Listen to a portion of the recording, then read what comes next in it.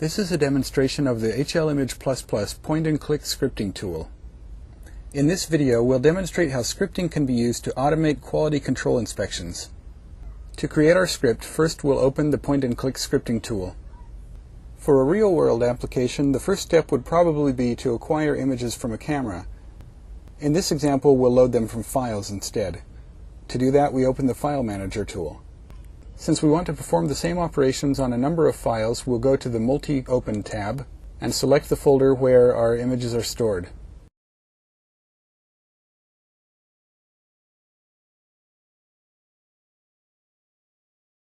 The images that we want to operate on are named floppy, a number, .bmp, so we'll enter a filter to ensure that we open only the files that we want. When a file is opened, by default its image is addressed by the file name. Since the file names will be different, we want to override that behavior and ensure that the image name is the same for every file. We'll click Apply, and as you can see, the image has been opened, and then we'll click Record Script. As you can see, a multi-open step has been recorded in our point-and-click script. Next, we'll draw a rectangular ROI on the image of the floppy in the area that we want to inspect, in this case the label area. Each time the script runs, we want this same ROI placed on the image, so we'll save the ROI to disk and then record the ROI manager opening it. I already have an ROI saved, and I'll just overwrite it. Now I reopen the same ROI and click Record Script. As you can see, an Open ROI step has been added to the point-and-click script. When we run this script, the same operations will be performed on several images, but we only need to load the ROI once. So we'll create a startup item and put the Open ROI step in the startup item. That way the Open ROI step will only be performed once at the start of the script. Since the floppy disk may not be in exactly the same position in every image, our next step is to align the ROI to the image. To do that, our first step is to draw line ROIs across the left and bottom edges of the floppy.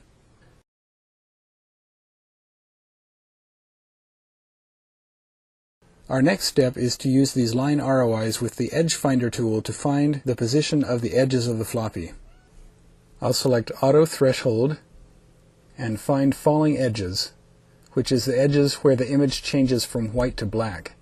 I only want to find the first falling edge, so I'll select 1, and I want to create point ROIs at the exact location of the edge, so I'll set Length of Found Edges to 0. In the Options dialog, I'll set some colors,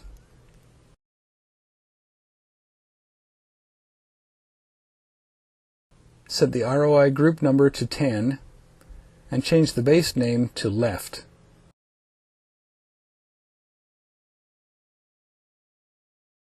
Now when I click Apply, as you can see, a point ROI has been placed at the point where the line ROI intersects the edge of the floppy disk.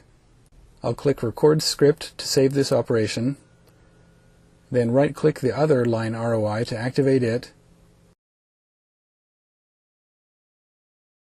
change the ROI group number to 11, otherwise the left ROI would be deleted when I found the bottom ROI, and change the base name to bottom. I'll click Apply to find the bottom edge, and click Record Script again. As you can see, 2 Find Edges steps have been added to the point-and-click script. Next, we'll use the Measurement tool to store the left and bottom positions in point-and-click script variables so that they can be used by other tools. To do this, I click Point-to-Point Measurement and then right-click the left and bottom point ROIs. As you can see, the positions of the 2 ROIs are now shown in the Measurement tool. To save them in script variables, I open the Options dialog, check Make Script Variables, and for Start Point X, enter left, and Stop Point Y, enter bottom. These are the names of the script variables that I'll create. With everything set up, I click Add to Script. At this point, a script step has been created to create the point-and-click script variables left and top, but since I haven't executed the script step, the variables haven't actually been created. I'll need them to be created before I can record some of the following steps, so what I'll do is I'll click Measure and then click Step to actually perform the operation. At this point, the variables have been created. The next step is to use the ROI manager to move the label space ROI, if needed, so that it's positioned correctly with respect to the left and bottom edges of the floppy disk. I'll go to the Move tab, and from the X and Y drop-down lists, select left and bottom, the names of my script variables.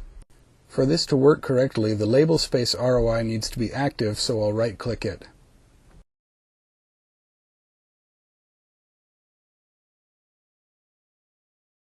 I'm not scaling the ROI, so I'll uncheck Scale, and then click Apply. This sets up the proper relationship between the positions of the point ROIs and the label space ROI. Clicking Record Script will save this to the script. The next step is to perform an edge finding operation in the label space ROI. If there are any cracks or scratches in that area, the edge finding operation will highlight them. To do this, I open the Filter tool and select the Sobel filter. I want to perform the operation within the image itself, so I'll select floppy from the output image drop-down list. I'll click Run to perform the operation, and as you can see in this image, since there are no edges get highlighted. Then I'll click Record Script. The next step is to analyze the output of the Sobel filter to see if any edges were found, indicating defects. To do this, I'll open the Histogram tool, and from the Action menu, select Add Histogram, and then in the Point-and-Click Script Options dialog, configure it to store the standard deviation of the pixel brightnesses in a script variable named stddev, standard deviation. With the histogram tool configured, I'll click Record Script, and then, as we did with the measurement tool, I'll execute this step in order to actually create the variable. Next, we need to make a decision based on the value of the standard deviation. To do that, we add an if-then step to the script. Our settings will be if the standard deviation is greater than 12. The reason for the number 12 is that we found by analyzing various images of good and bad floppy disks that 12 works for this operation. For different applications, the appropriate number will be different. Since the if-then operation was inserted near the top of the script, I'll right-click it and drag it down to the bottom of the script where I want it. In an actual manufacturing application, what we might do next is use the Digital I/O tool, for example, to tell our equipment to remove faulty disks from the manufacturing line. For this example, what we'll do instead is overlay some words on any images we find of faulty disks. To do that, we'll open the Text tool, select Draw in Image, choose a font,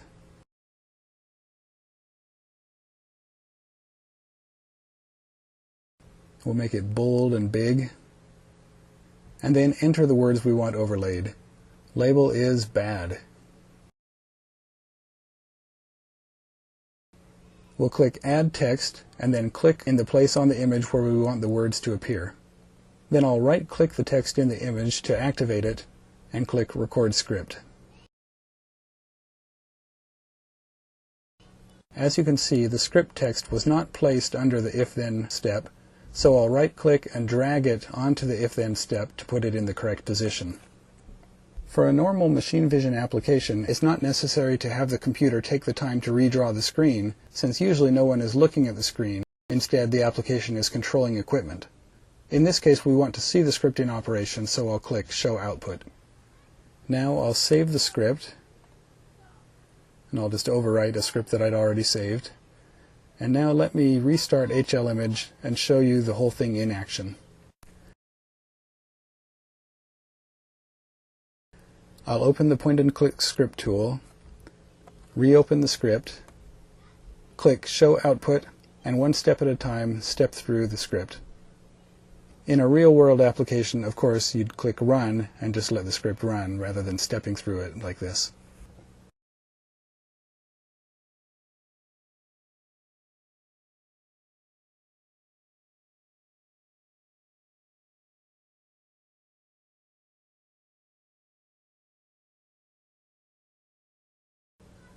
We've reached the end of the analysis of the first disk, and as you can see, Label is bad did not appear on the image. Now let's step through it again for another image. As you can see, this floppy has scratches on the label area. If you watch carefully, you'll see the point ROIs on the left and bottom move.